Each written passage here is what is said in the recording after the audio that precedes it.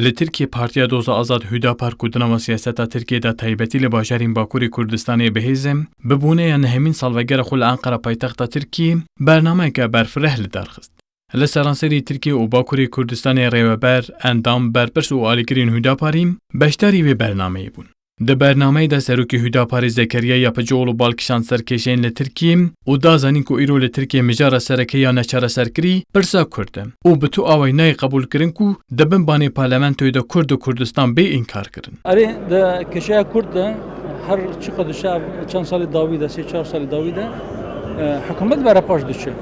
Heta çend cara serokkomar got keşeya Kurd êdî meselekî wisa tune mesele xwe lê em her fırsat tê em dibêjin ev keşeya hê çareser nebiye lazim e rojekî ve rojekî bê çareserkirin. Heta do Kurd û Kurdistan serbest bi heta gotin ew navê hinek ciyê ku bi Kurdî bûn rakiribûn em ê wan nava me îade bikin baye hêdî hêdî berpaş belê navê Kurdistan rabû piştî navê Kurd rabû sibê wê bêjin Kurd jî tune belkî. Li gel vê yekê berdevkê Hüdaparê Şehzade Demîr jî diyar kir ku qeyranên di nava Tirkiye de êdî nayên çareserkirin û got lazim e helbijartinek bê li derxistin û ew ê jî bê ku bikevin nava tifaqekê de bu helbijartinê amade ne.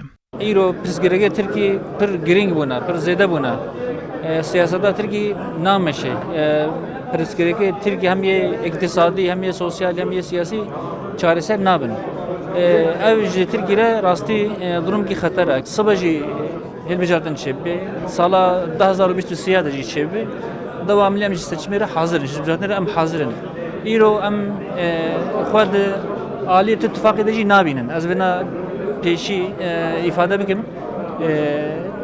İro haziriyê Hüdaparê serî heta binî şeklê got serbixwe bike vê hilbijartinê de.